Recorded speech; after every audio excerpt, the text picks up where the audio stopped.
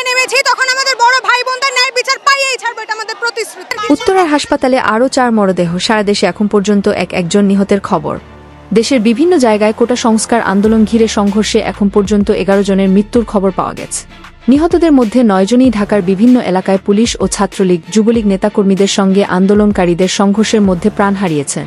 সংঘর্ষে নিহত 4 জনের মরদেহ রাজধানীর উত্তরার বাংলাদেশ কুয়েত মৈত্রী হাসপাতালে রয়েছে।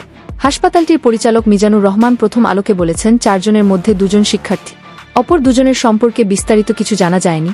এর আগে উত্তরায় পুলিশ ও র্যাবের সঙ্গে আন্দোলনকারীদের সংঘর্ষে 2 জন নিহতের খবর পাওয়া যায়। তাদের একজন উত্তরা আধুনিক মেডিকেল কলেজ হাসপাতালে নেওয়ার আগেই মারা যান এবং আরেকজন উত্তরা ক্রিসেন্ট হাসপাতালে মারা যান। 2 হাসপাতালের চিকিৎসকেরা বিষয়টি নিশ্চিত করেন। সব মিলিয়ে উত্তরায় 6 জনের মৃত্যু নিশ্চিত হওয়া গেছে হাসপাতাল সূত্রে।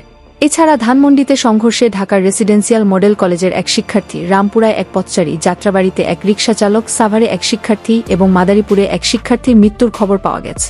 সব মিলিয়ে মৃত্যুর খবর পাওয়া গেছে 11 জনের। এতক্ষণ সাথে থাকার জন্য ধন্যবাদ। নতুন নতুন আপডেট খবর পেতে চ্যানেলটি সাবস্ক্রাইব করে পাশেই থাকবেন।